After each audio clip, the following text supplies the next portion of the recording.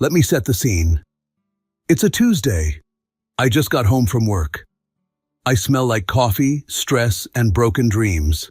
My feet hurt, my back hurts, my soul hurts. It's that time of year at the office where everything is due at once. Every client is suddenly a priority, and my boss treats the word deadline like it's a personal challenge to my masculinity. I walk through the door, drop my bag, and my wife Julia, who, let me be clear, I love more than anything, is sitting on the couch with her laptop and a look on her face that I can only describe as pre-announcement energy. You know the face. That little sparkle in her eyes that means she's already decided something, and now she's just going to tell me about it. "Hey babe," she says, casually closing the laptop. "So, I've been thinking." 3 words. 3 words that have never once in the history of marriage led to a relaxing evening. "I want to take a little trip," she says. "Just a week. Somewhere by the coast. You know, to decompress." I blink. "A trip?" "Yeah. A week-long trip." I sit down slowly, the way a man sits when he's trying to process information without immediately saying something stupid. "When were you planning to mention this?" I ask. She shrugs. "I'm mentioning it now."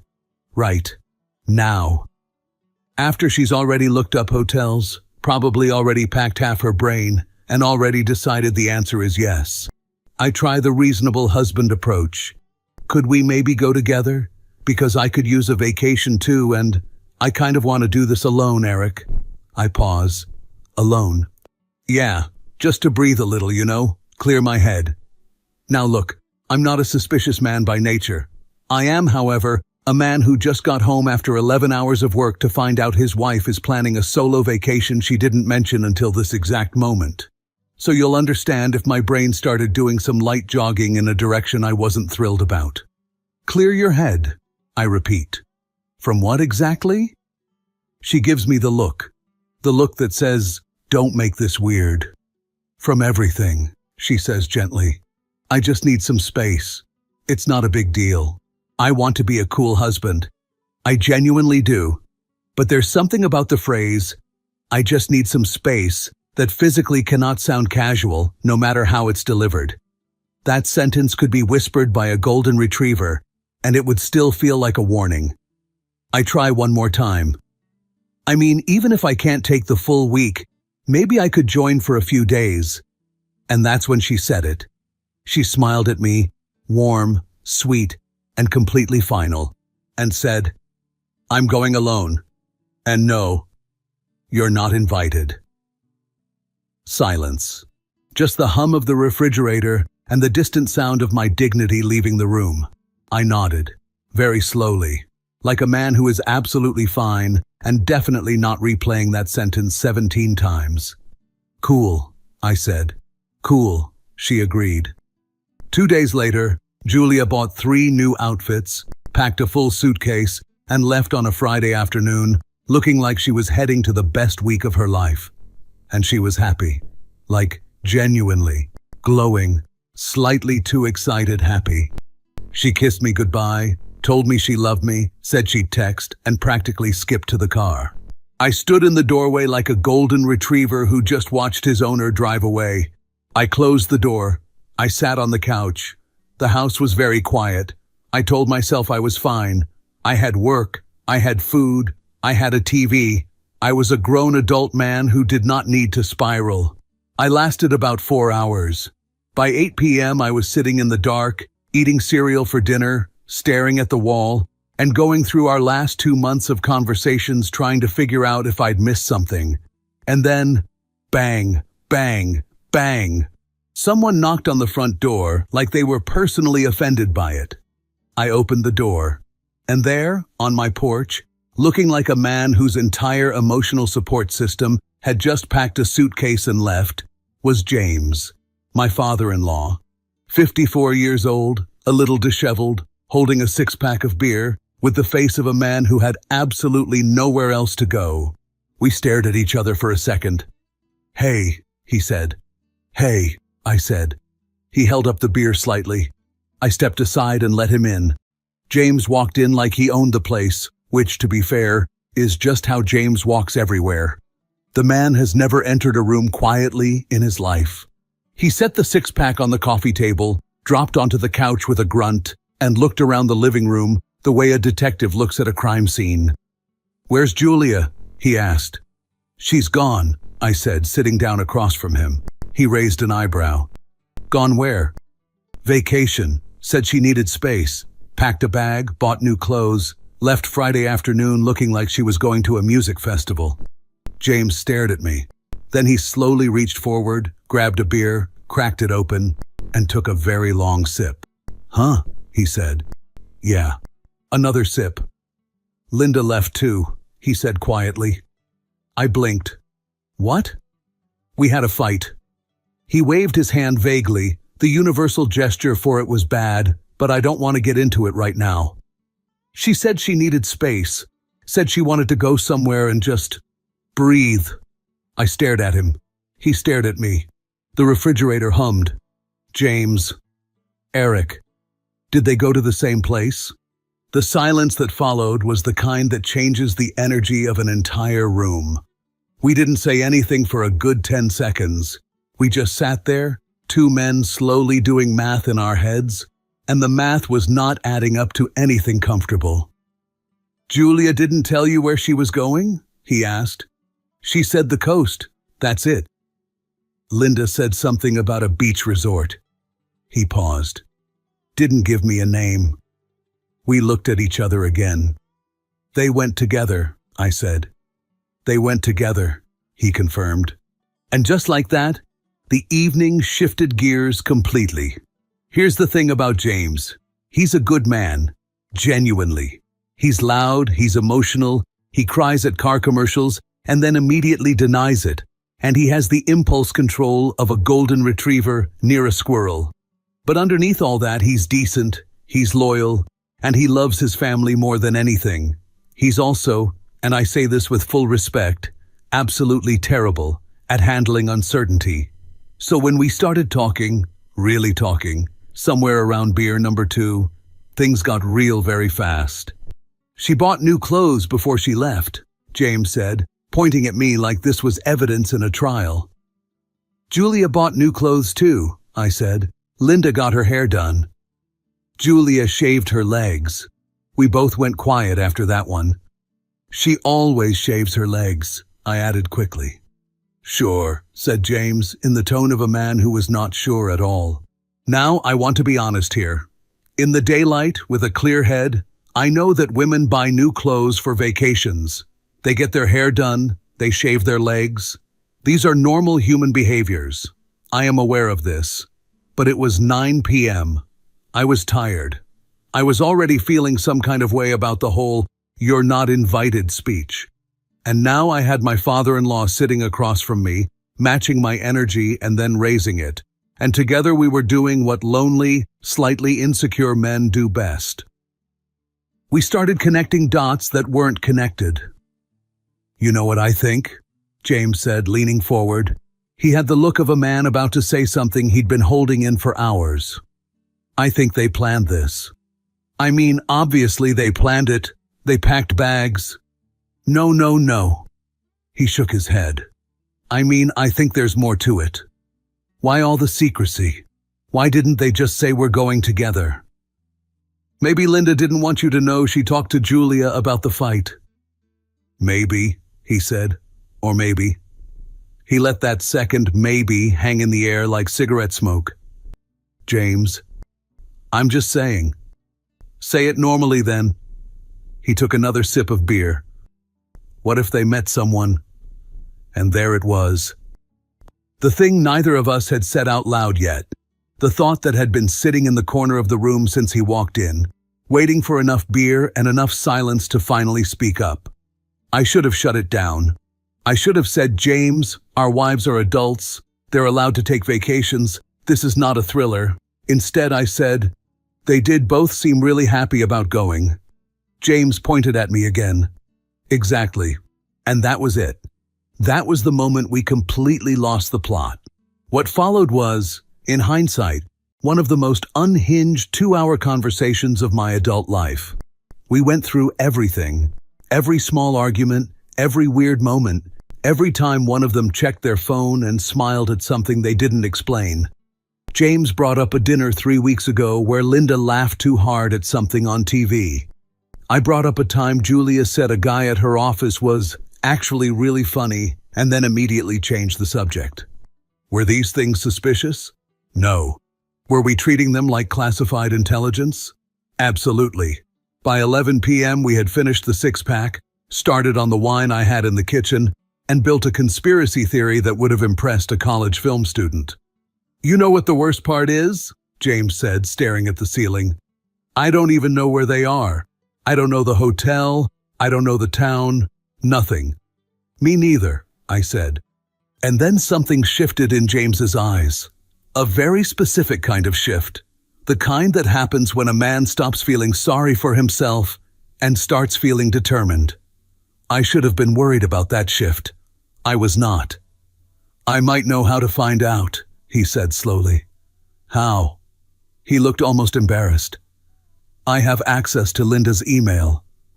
I stared at him. She gave me the password years ago, he said, holding up both hands. For emergencies. And this is an emergency? He looked at me like I had just asked if water was wet. 20 minutes later, James had his phone out, scrolling through Linda's inbox with the focus of a man defusing a bomb. He kept muttering to himself, clicking through promotional emails and calendar invites until suddenly he froze. Got it, he whispered. What? He turned the phone around. Hotel booking confirmation, full address, coastal resort, check-in date matching exactly when Linda left. We stared at it. Then we stared at each other. We're going, James said. And here's where I should tell you that I paused, that I thought about it rationally, that I said, James, we are grown men, we have jobs, we have responsibilities, we should simply call our wives and have an honest conversation. Instead, what I said was, I'll get my keys. The next morning we moved fast. I sent my boss a text, not a call, a text. It said, family emergency, won't be in for a few days. I turned my phone face down and did not look at it again. The several follow-up calls he made after that? Ignored. The messages? Unread. Was this professionally irresponsible? Yes. Did I care in that moment? Not even slightly. James, meanwhile, was operating on a completely different level of commitment. He came back to my house at 9 a.m. with 2 plastic bags from a party supply store and a look on his face like he'd just come up with the greatest plan in human history. What's in the bags? I asked. He pulled out 2 cheap wigs, one dirty blonde, one dark brown, then fake mustaches, stick-on beards, a pair of sunglasses so large they belonged on a celebrity avoiding the paparazzi, not a 54-year-old man from the suburbs. I looked at the disguises, then at him, then back at the disguises. James, we can't let them recognize us. We look like we're going to a Halloween party. We look like different people, he said firmly, holding up the blonde wig with complete confidence. Reader, we did not look like different people. We looked like 2 men who had made several bad decisions that morning and were about to make several more. But we put them on anyway. The drive down was, genuinely, a lot of fun. And I hate that I'm admitting that. We had the windows down. James controlled the music, which meant a lot of classic rock and exactly one Fleetwood Mac song that he claimed came on randomly, and he definitely did not search for. We stopped for gas station sandwiches that were aggressively mediocre and somehow deeply satisfying. We did impressions of our wives. We made each other laugh until James almost missed an exit. For a few hours, it felt less like a paranoid surveillance mission and more like a road trip with a friend. A weird, slightly unhinged friend who was wearing a dirty blonde wig and had a fake mustache slightly crooked above his lip, but still, a friend. You know, James said somewhere around hour 3, when I married Linda, I told myself I'd never be one of those jealous guys. Me too, I said. Look at us. Don't look at us. He laughed. I laughed. We drove. We pulled into the hotel parking lot at around 4 in the afternoon. It was a nice place, right on the coast. White walls, terracotta roof, palm trees, the whole resort fantasy. The kind of place that costs enough to make you wince, but not enough to make you leave. We walked into the lobby with our sunglasses on, wigs in place, fake facial hair applied with the kind of confidence that only comes from having zero self-awareness left. The woman at the front desk looked up, smiled professionally, looked at us a little longer. "Welcome," she said carefully. "Do you have a reservation?" "We'd like a room," James said. "Certainly. How many rooms?" James looked at me. I looked at James. Here's the thing. We hadn't actually discussed this part. In all the planning, the wig buying, the road trip snacks, neither of us had thought to book ahead. And apparently it was peak season, because when the receptionist checked her screen, her expression did the thing where it stays polite, but gets slightly apologetic. "We only have one room available," she said. "A double queen." "We'll take it," James said immediately. She typed something, then looked up at us again with an expression I can only describe as professionally neutral, but internally delighted. "And will this be for the two of you?" she asked, with a very specific kind of smile. "We're not," I started. "We're family," James said. The smile got slightly wider. "Of course. Enjoy your stay." As we walked away from the desk, I could hear two other staff members at the far end of the counter murmur something to each other. One of them laughed quietly.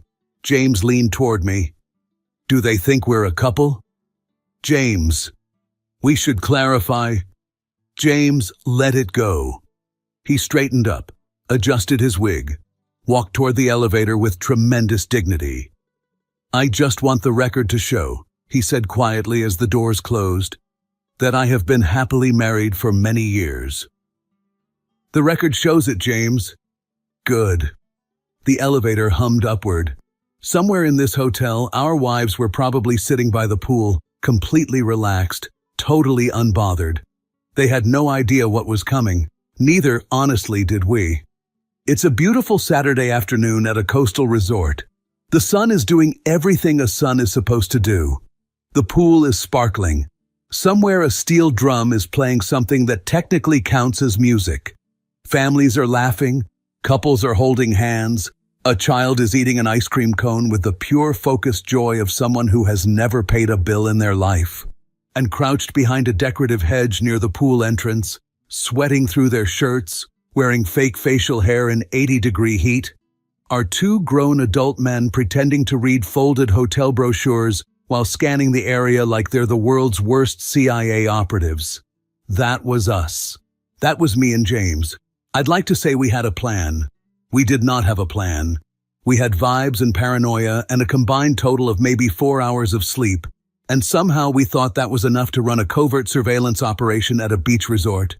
"Do you see them?" James whispered, craning his neck around the left side of the bush. "Not yet," I whispered back. "Stop whispering. You're whispering. Because you started whispering. Keep looking." The hedge was not as large as it had appeared from across the pool deck. Up close, it was more of a decorative accent than actual cover. A toddler walked past, stopped, stared directly at us, and then kept walking without saying anything. I choose to believe she was simply a very chill toddler, and not that we were so obviously weird she didn't even know where to begin. Then James grabbed my arm. "There," he said. And there they were, Julia and Linda, stretched out on side-by-side lounge chairs near the far end of the pool, sunglasses on, drinks in hand, looking like two women who had absolutely nothing to worry about in the entire world. Julia was wearing a new sundress. Linda had a hat I'd never seen before. They were talking and laughing and looked genuinely like they were having the best time of their lives, which was, depending on your perspective, either wonderful or deeply suspicious. I felt two things simultaneously. The first was a warm, involuntary rush of affection, because my wife looked happy and beautiful and relaxed. The second was an immediate paranoid override of that feeling, because why was she so happy, and who was she talking to, and why did she need new clothes to just sit by a pool with her mother? James was already narrating. "Okay," he whispered. They look relaxed. They do. Too relaxed. James, people relax on vacation. I know that. I'm just noting the degree of relaxation. I looked at him. What does that mean? He squinted thoughtfully at the pool. Linda hasn't looked that relaxed at home in 4 years. I didn't have a response to that, so I just turned back to the hedge. For the first 20 minutes, nothing happened. Julia and Linda drank their drinks. They talked. They laughed at something on Linda's phone. They reapplied sunscreen. At one point, Linda closed her eyes and just tilted her face up toward the sun, and James made a small sound beside me that I can only describe as complicated. She looks good, he said quietly. She does, I agreed. Don't agree with me. Sorry. We repositioned twice because a pool attendant kept walking our route and giving us looks that were moving rapidly from curious to concerned. The second time we moved, we ended up slightly closer to the pool, crouching behind a much smaller plant that I think was purely ornamental. This isn't enough coverage, I said. It's fine. James, I can see my own knees. Stop looking at your knees. Look at your wife. And then everything changed. He came from the direction of the bar. Tall, maybe 25. The kind of tan you only get if you either work outside or were specifically designed to stand near swimming pools. He was wearing a white linen shirt with the top 2 buttons open, which is a thing I have never once pulled off, and apparently he did, effortlessly. He walked like someone who'd never had a bad day, which is its own kind of offensive quality. He walked straight toward Julia and Linda's chairs, said something. Julia looked up and immediately laughed. Not a polite laugh, a real one, the kind that involves leaning back slightly. Beside me, James went completely still. "Who is that?" he said. Not a question. A statement. The statement of a man who has already decided he doesn't like the answer. I don't know. He's talking to them. I can see that. James slowly lowered his sunglasses. He looked over the top of them at the stranger with the expression of a man watching a natural disaster begin. Eric. I see him. He's handsome. James. He's too handsome. I didn't argue because he was objectively correct, and arguing would have required energy I didn't have. The man sat down in the empty lounge chair beside them, casual as anything, like he'd been invited. And within 60 seconds, they were all 3 of them talking like old friends. Linda was smiling. Julia was gesturing with her hands the way she does when she's genuinely engaged in a conversation. And then Julia laughed again, and in doing so, lightly touched the man's arm for approximately 1 second. 1 second. James made a sound like a man who had just stepped on a Lego with his soul. Did you see that? Keep your voice down. She touched his arm, Eric. I know. She touched his arm. I know she touched his arm, James. A woman 2 lounge chairs over looked up from her book. We both immediately pretended to study our hotel brochures with intense academic focus. After a moment, I looked back up. The man was still there, still talking, still existing with infuriating confidence. Then he took out his phone. He held the screen toward Julia first, then Linda, tapping something quickly. Then both women reached for their own phones. The air beside me became very heavy. He's giving them his number, James whispered. His voice had dropped to the register of a man narrating his own worst nightmare. Maybe it's something else, I said. Maybe he's showing them a photo, or he's giving them his number, Eric. Okay, but maybe it's Instagram. James turned to look at me with complete seriousness. Instagram, he said, is worse. I thought about it. He wasn't entirely wrong. I made a decision. I'm going to be honest with you. It was not a good decision. But in the moment, it felt logical, which is how all terrible decisions feel when you're tired and slightly unhinged and crouching behind a decorative plant. I'm going to follow him, I said. James stared at me. Follow him where? Wherever he goes. I want to know who he is. And I just stay here? Yes. Watch them. Don't do anything. James straightened slightly. I won't do anything. James. I said I won't do anything, Eric. Those were the 6 most dangerous words he'd said all day. But I was already moving. Following someone covertly at a resort is harder than it sounds, mostly because resorts are designed to be open and pleasant and visible, which are the exact opposite of good surveillance conditions. I trailed the man at a distance of about 30 feet, pretending to look at my phone, which I realize now probably made me look more suspicious, because I kept walking into things. I followed him past the bar, past the towel station, around the side of the main building, and then I heard him talking to another hotel employee near a service cart, and I stopped behind a column and listened. "Getting slammed today, so we're giving guests the direct line for poolside orders," he was saying, handing over a small card. "Cocktails, food, whatever. Saves them having to flag someone down." The other employee nodded. "You hand those out to everyone?" "Started this morning, short-staffed all weekend." I stood behind that column for a moment. The man was a waiter. He was a hotel waiter. The number was a room service order line. The beautiful tanned man with the open linen shirt was an employee handing out contact cards for poolside food delivery. I stood very still and processed this information. Then I thought about James. James, who I had left alone with the specific instruction to not do anything, next to his wife and a man he believed was giving her his personal phone number. James, who had the impulse control of a golden retriever near a squirrel. James, who had said "I won't do anything" in that very specific tone that retrospectively sounded a lot less like a promise and a lot more like a warning. I turned around and started walking fast.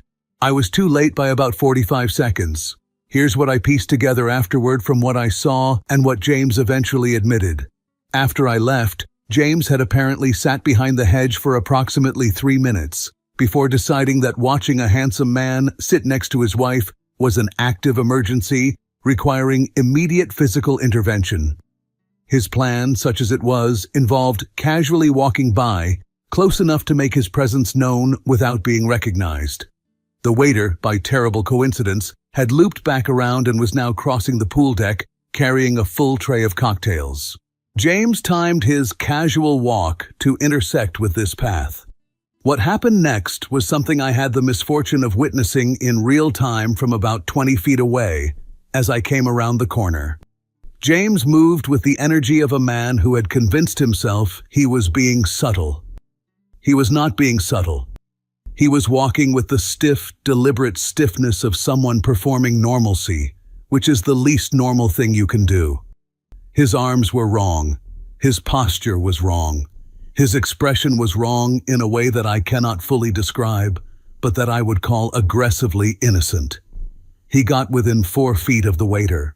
Then his flip-flop, his own flip-flop, worn on his own foot, a shoe he had put on himself that morning, somehow caught on the edge of a pool tile. James stumbled. He reached out for something to catch himself. The something he reached for was the waiter. The waiter, carrying a full tray of drinks, had no chance. It happened in what felt like slow motion, but was probably less than 2 seconds. James's full weight made contact. The tray went up. The waiter went sideways. And then, with a splash that I am fairly confident was heard in the neighboring zip code, the waiter went directly into the pool. Cocktails rained down. Someone screamed. A child started clapping, because children have no understanding of consequences. A lifeguard whistle went off somewhere, and James, standing at the edge of the pool with wet shoes and the wide-eyed expression of a man who had surprised even himself, straightened up very slowly and looked at the scene he had created. Then, in a voice that was quiet and completely serious, he said, "Target neutralized." I stood 10 feet away and felt my soul briefly leave my body. "Are you insane?" I grabbed James by the elbow and started moving us away from the pool at a speed that was technically still walking, but only barely.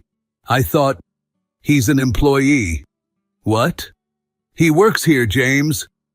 James went pale. The kind of pale that happens when something bypasses embarrassment entirely and goes straight to horror. "The number he gave them," I said, pulling him behind a palm tree, "was a room service line for ordering drinks to the pool because they're short-staffed." James stared at me. "Oh," he said. "Yeah. Oh God. Yeah. You pushed a waiter into a pool. I thought I was protecting your family. I know. You pushed a waiter into a pool, James. He looked back toward the chaos we had left behind. Hotel staff were helping the soaking wet young man out of the pool. Someone had brought towels. A manager was already on scene looking at the surrounding area with the expression of someone who very much wanted to find whoever had caused this. Beside the pool, Julia and Linda had turned toward the commotion. They watched the scene with mild confusion for a moment, then turned back to each other, apparently deciding it wasn't their concern. They had not seen us. By some miracle, they had not seen us. I exhaled. We spent the next 10 minutes moving around the resort perimeter like two men who were absolutely definitely not responsible for anything that had just happened, which meant we looked exactly like two men who were absolutely definitely responsible for something that had just happened. James was doing the thing where he replays an event in real time and cannot stop talking about it. I genuinely thought I was helping. I know. The way he was sitting there. I know, James. In that shirt. I know about the shirt. How was I supposed to know he worked here? You could have not pushed him into a pool. He went quiet for a second. That's fair. The problem, beyond the obvious problem of the waiter incident, was that we had now attracted attention. Not loud, dramatic attention. Worse, quiet, watchful, professional attention. The kind hotels employ specifically to notice when guests are doing things they shouldn't be doing. A security guard near the bar area had looked at us twice in the last 5 minutes. A housekeeper pushing a cart had done a small double take at James's wig, which had shifted slightly during the incident and was now sitting at an angle that suggested either fashion statement or catastrophic personal decision. We were, without question, on someone's radar. And we had, at this point, been at the hotel for roughly 3 hours. I looked at James. James looked at me. I think, I said carefully, we need to be more careful. James adjusted his wig with great dignity. Agreed, he said. We were not going to be more careful, but we didn't know that yet. I want to be clear about something. By day 2, we had a system.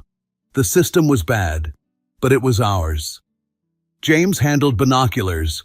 I handled logistics, which mostly meant making sure James didn't do anything that required a legal defense. We ate room service in shifts. We barely slept, and somewhere between the paranoia and the exhaustion, we had fully committed to the bit, which is how I ended up on a balcony at 9 p.m. with a pair of binoculars, watching my wife receive a text message from across a courtyard like some kind of discount private investigator. Julia was sitting on her balcony, phone in hand. She read something, then immediately turned the screen toward Linda, who was leaning in the doorway. Both of them lit up at the same time, that unmistakable energy shift when plans suddenly materialize. 20 minutes later, they walked out of the hotel, looking like they were going somewhere that absolutely required good outfits and lipstick. James appeared at my shoulder. Where are they going? No idea. It's 9 p.m. I know what time it is, James. He grabbed his black hoodie off the bed. We're following them. Now, and I want the record to reflect this, I did pause. For maybe 4 seconds. I looked at the hoodie. I looked at James. I thought about the waiter in the pool. I thought about my unanswered work messages. I thought about every reasonable adult choice I could make in this moment. Then I grabbed my black hoodie too. We followed them to a beach party about a quarter-mile down the coast. And I mean party. Open bar, neon lights strung between palm trees, a DJ playing something with too much bass, 200 people dancing in the sand. The kind of event that looked effortlessly fun if you were attending it normally, and like an absolute surveillance nightmare if you were trying to covertly monitor 2 specific women inside it. There was a guy at the entrance checking tickets. We had no tickets. James looked at me. I looked at the entrance. There was a brief moment where a large group came through and the bouncer got distracted checking a phone. Now, James said. We walked through like we owned the place. Shoulders back, eyes forward, completely calm. We made it maybe 30 feet before I looked back and saw the bouncer notice the gap in his count and start scanning the crowd. He saw us, I said. Don't run, said James. I know don't run. Walk normal. I am walking normal. You're walking like someone who just snuck into a party. Because I did. We disappeared into the crowd. Inside was chaos in the best and worst way. The best way? Julia and Linda were easy to spot because Linda's hat was visible above most of the crowd. The worst way? Everything else. We lost each other within 4 minutes. I spent a full 5 minutes thinking I was following James through the crowd before the person turned around, and it was a completely different bald man who looked nothing like James and who gave me a look that said, "Why are you following me?" I found James crouched behind a large decorative anchor near the bar, watching Julia and Linda from about 40 feet away. They were drinking, talking, dancing together briefly, laughing. No men around them, nothing remotely suspicious. Just two women enjoying a beach party like normal human beings. They're fine, I said. So far, said James. James, they're literally just dancing. I know, I'm watching. We watched. They were fine. Then James's phone flashlight turned on. Not intentionally. He was checking the time, fumbled the screen, and suddenly his face was fully illuminated from below, like a Halloween decoration at maximum brightness. Right there in the middle of a dark beach party. He froze. I froze. 3 people nearby turned to look. James slowly lowered the phone. In doing so, he knocked my plastic cup out of my hand. The cup hit the person standing next to me directly in the side. Cold soda. White shirt. The man turned around with an expression that moved very quickly from surprise to annoyed. Sorry, I'm so sorry. He was already walking away unhappily. But the damage was done. We had now become the 2 weird guys near the anchor, and several people were looking at us with the particular suspicion reserved for people who are clearly at a party for reasons that have nothing to do with the party. Then I saw the bouncer. He had come inside, and he was moving through the crowd in a way that was slow and deliberate and very specifically aimed at our general direction. We need to leave, I said. Where? I looked left, right. The main entrance was where the bouncer was coming from. The beach was open but well lit near the waterline. To our right was a low wooden fence separating the party from the adjacent beach. Over the fence, I said. I'm 54. James, the fence is 3 feet tall. He looked at it. Fine. We went over the fence. What we did not do was look at what was on the other side of the fence. What was on the other side of the fence was a wedding. Not a full wedding. The tail end of one. The reception was clearly winding down, guests drifting toward the parking area, but the couple was still there doing a final photo session near a white arch decorated with string lights and flowers, set up beautifully right there in the sand. The photographer was kneeling. The couple was posed. Everything was perfect. James landed first. His foot immediately caught the extension cord running to the arch lights. I watched it happen with the specific helplessness of someone watching a glass fall off a table. You see it, you know what's coming, and there is absolutely nothing you can do. James grabbed the arch trying to catch himself. The arch leaned. Then it kept leaning. Then it fell completely, slowly and dramatically, directly into the sand, taking the string lights with it and plunging that section of the beach into darkness. The photographer made a sound I cannot reproduce in text. Several guests turned around. The bride said something that I'm fairly certain wasn't in her vows. Run! I grabbed James by the arm and we went. Full sprint. Down the beach. Sand flying. James's wig partially lifting in the wind. Neither of us looking back until we cleared the lights of the resort and made it to the dark stretch of beach on the other side. Behind us, some voices, footsteps in sand, then nothing. The darkness and the crowd behind us swallowed the pursuit. We ran until we hit the wall of the hotel's back service entrance and stopped. Both of us, hands on knees, completely out of breath, Sand everywhere. James's fake mustache was hanging off one side of his face. We stayed behind the trash containers for 10 full minutes without speaking. Finally, James straightened up, looked at me with the exhausted eyes of a man who had genuinely surprised himself tonight, and said, "I think we made things worse." I stared at him. "There is no think anymore, James." I leaned back against the wall. "We are officially criminals." He peeled the mustache off his face and looked at it. "The waiter was bad," he said quietly. "The arch was worse." "The arch was significantly worse, yes." Silence. "Do you think they got the shot?" he asked. "Before the arch fell?" I turned to look at him. "The couple," he said. "Do you think the photographer got the good ones first?" I had no words. I genuinely had no words. We went upstairs, ordered 2 whiskeys from room service, and did not speak for a long time. By day 3, we had seen nothing. Not one single thing that justified any of this. Julia and Linda were drinking cocktails, walking on the beach, sleeping in, and living their best lives. No suspicious men, no secret meetings, nothing. And somehow, that made us more paranoid. Because surely, if nothing had happened yet, something was about to happen. That's the logic you develop when you haven't slept properly in 3 days, and your surveillance career has so far produced a hospitalized waiter and a destroyed wedding arch. James had started rating every man within 50 feet of our wives on a threat scale of 1 to 10. A shirtless guy jogging past the pool got a 6. A hotel manager who said good morning to Linda got an 8. A 70-year-old man reading a newspaper nearby got a 4. Just in case. "James," I said, "he's reading the newspaper." "Fit for his age," said James, not lowering the binoculars. That evening at the pool bar, everything changed. 2 men sat down next to Julia and Linda.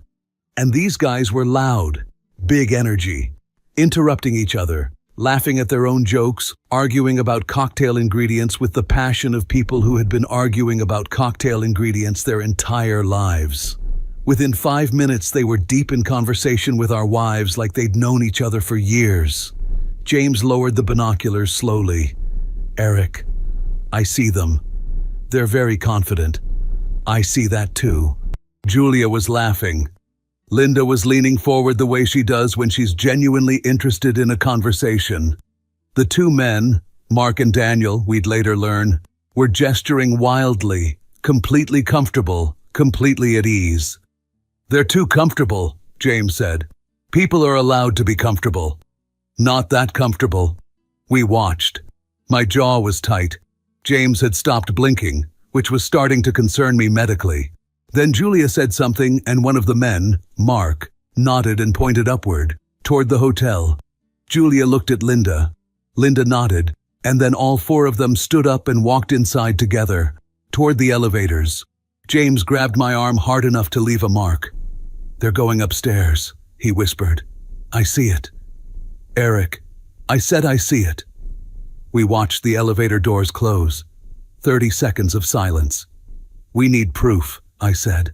"Here's the thing about the plan we came up with. There was no part of it that was good.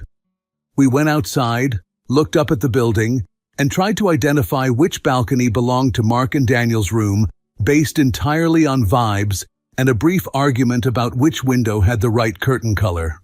"Second floor, 4th from the left," James said. "That's a guess.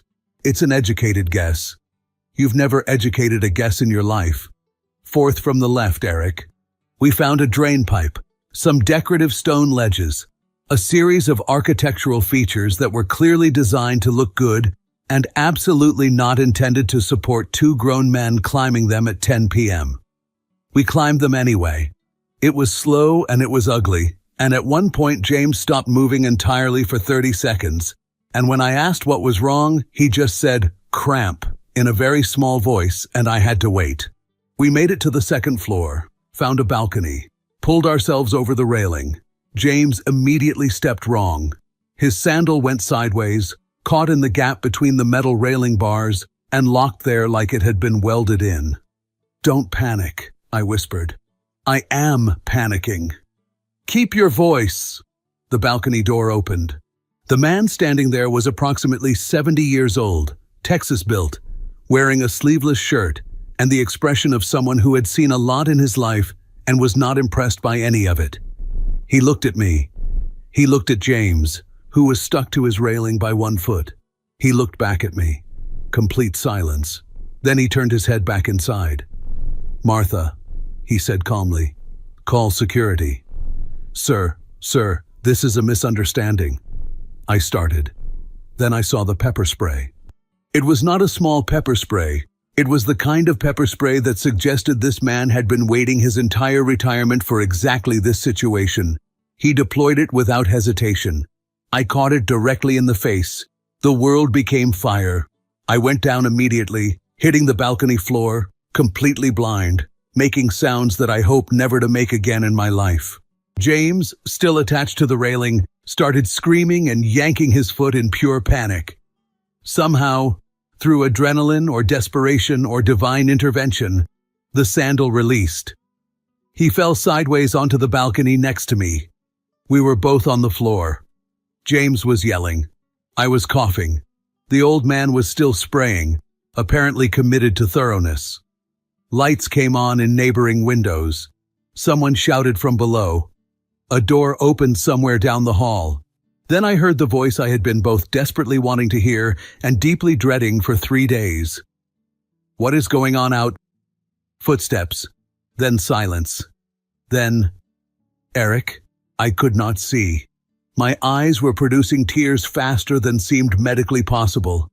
Through the blur, I could make out Julia standing in the hallway entrance to the balcony next to ours, staring at the scene in front of her.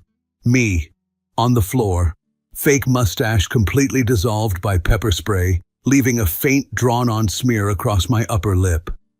James, one sandal on, one sandal somewhere on the balcony, also on the floor, also crying from the spray. The Texan, still holding the canister, looking fully justified. Several hotel guests watching from their own balconies. Linda appeared behind Julia. She looked at James on the floor. She took a very long, slow breath. "James," she said, "what the hell is wrong with you?" The security team arrived 40 seconds later. They helped us up. James tried to explain that he wasn't a criminal while having no shoes, red eyes, and a wig that had rotated roughly 90 degrees during the fall, so it was now essentially a side part. As they walked us down the hall, Julia pulled up beside me and said very quietly, "How long have you been here?" James and I answered at the same time, mid-cough. 3 days. Julia closed her eyes briefly. "And the balcony," she said. "Why were you on that balcony?" I coughed. "We saw you go upstairs with those men and we thought—" "Eric." Her voice was extremely controlled. "Mark and Daniel are not quite what you thought. They've been together for 6 years. I needed Wi-Fi for a work thing and they offered their room because ours barely gets signal." Silence. "Their room has a projector," Linda added flatly, looking at James. James made a very quiet sound. "We just watched a presentation about their road trip," Julia said, "with a cheese board." I stared straight ahead as security walked us down the corridor. "A cheese board," I repeated. "A very nice one," said Linda. James said nothing. He was looking at his one bare foot with the expression of a man reviewing every decision that led him to this moment. There were many decisions to review. The security office was a small room with 2 chairs, fluorescent lighting, and absolutely nowhere to hide from your own mistakes. James and I sat there looking like we'd lost a fight with a weather system. Security asked questions. James lasted about 90 seconds before he completely fell apart. "We're not criminals," he said, hands up. We're idiots. We're 2 genuinely idiotic men who got scared and made a series of increasingly terrible decisions." And then he told them everything. The beer, the conspiracy theories, the wigs, the road trip, the waiter, the wedding arch, the balcony, all of it, in full detail, with hand gestures. Somewhere around the wedding arch part, one of the security guys pressed his lips together very hard and looked at the ceiling. The manager asked, in a carefully neutral voice, Sir, you're aware you pushed an employee into the pool?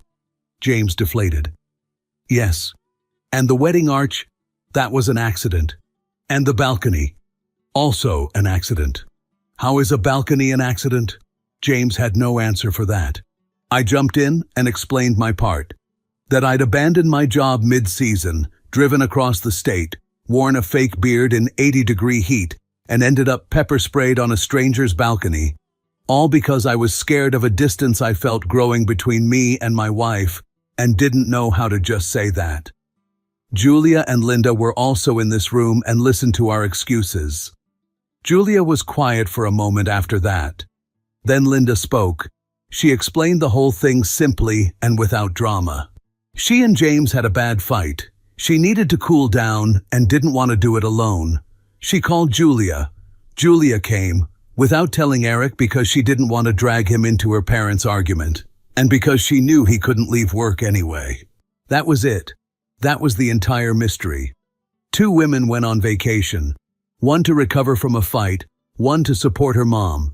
No conspiracy, no secrets, no catastrophe. Just a normal, human, completely unremarkable situation that 2 men had turned into an international incident. Mark leaned toward Daniel and whispered something. Daniel covered his mouth. Neither of them succeeded in not laughing. The manager pinched the bridge of his nose. Then my phone buzzed. I glanced down out of reflex. A message from my boss, which I realized I had not read in 3 days. I opened it. I read it. I read it again. I got fired, I said. Room went quiet. James slowly turned to look at me.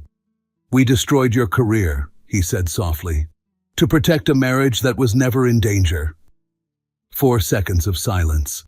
Then Julia started laughing. Not politely, genuinely, fully, can't stop laughing. The kind that takes over your whole body. Linda followed immediately, then Mark and Daniel, then one of the security guys who had been holding it together heroically until this exact moment. James looked at me. I looked at James.